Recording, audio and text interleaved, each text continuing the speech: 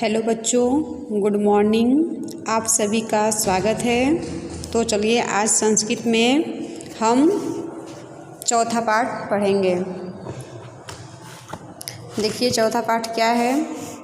चतुर्थः पाठः यानी चार पाठ। चतुर्थ मीन्स चार, पाठ मीन्स पाठ यानी चार पाठ।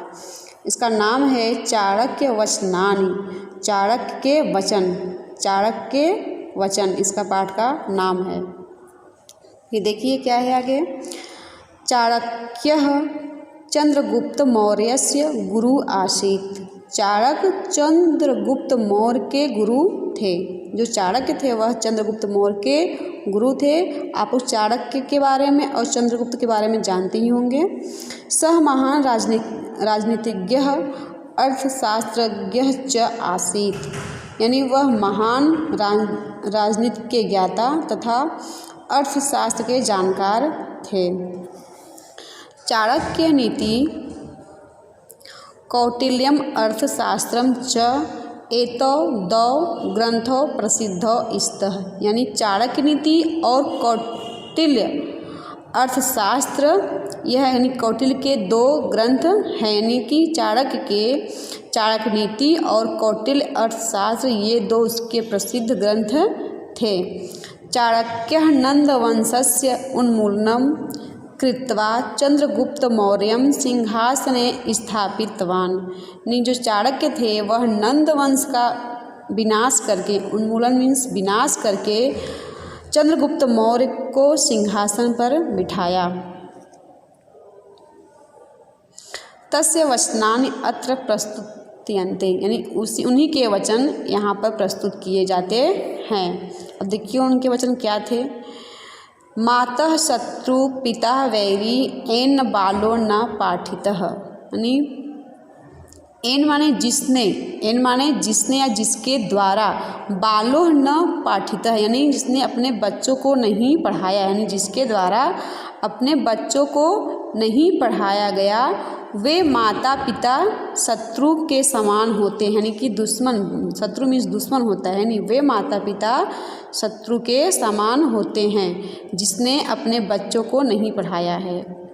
यानी चाणक्य का कहना था कि जिसने अपने बच्चों को नहीं पढ़ाया है वे माता पिता एक शत्रु के समान होते हैं। न शोभते सभा मध्य हंस मध्य बको यथा यानी वे बच्चे जो पढ़े लिखे नहीं हैं, न शोभते सभा मध्य यानी वो सभा में अच्छे यानी सुशोभित नहीं होते हैं। जो बच्चे पढ़े लिखे नहीं हैं वह सुशोभित नहीं होते हैं। जिस प्रकार हंस मध्य बको यथा यानी कि हंसों के मध्य में बकुला अच्छा नहीं लगता है, उसी प्रकार जो पढ़े लिखे बच्चों के सभा में अनपढ़ बच्चे सुशोभित नहीं होते।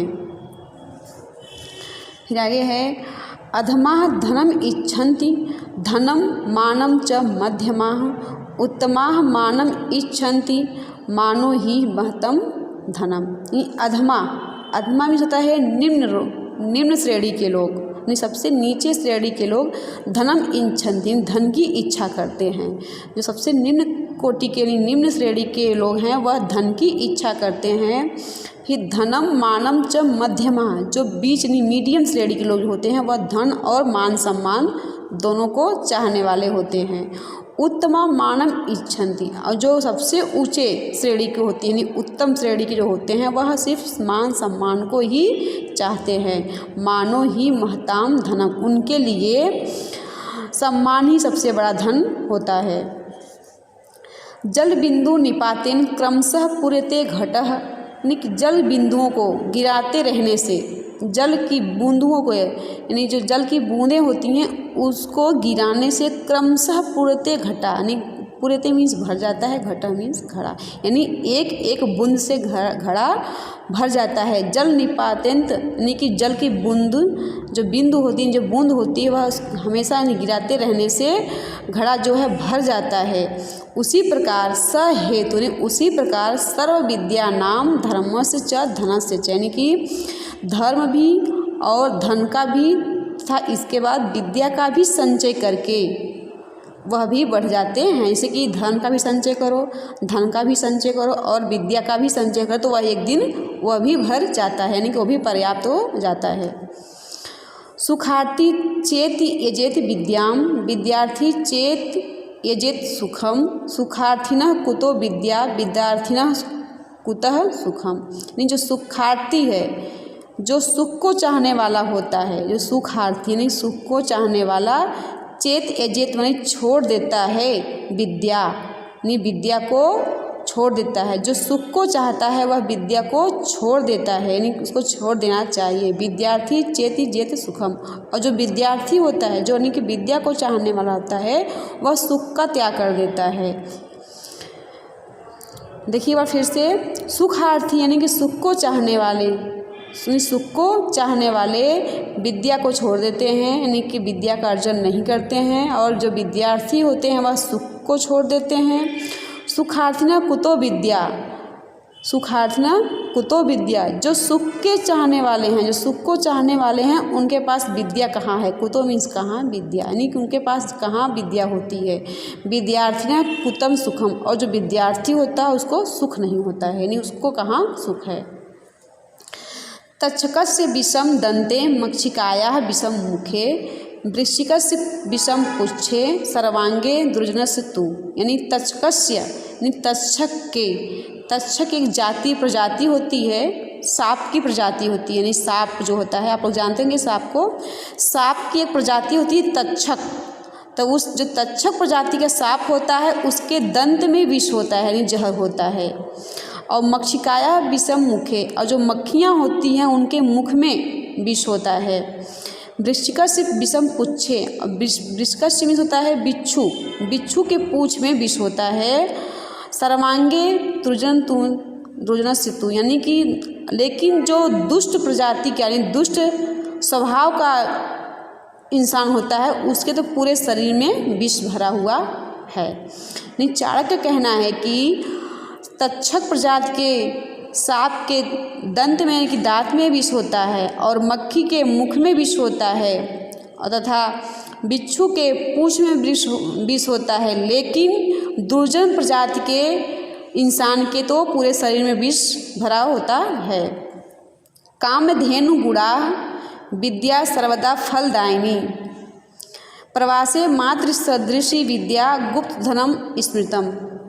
इसका मतलब है कामधेनु गुणा विद्या, यानी कि इच्छा पूरी करने वाली गाय के समान, इच्छा पूरी करने वाली गाय के समान गुण वाली विद्या हमेशा फल देती रहती हैं। यानी कि जो हमारी विद्या है वह एक इच्छा पूरी करने वाली गाय के समान गुण वाली है, जो हमें हमेशा उसका फल मिलता रहता है।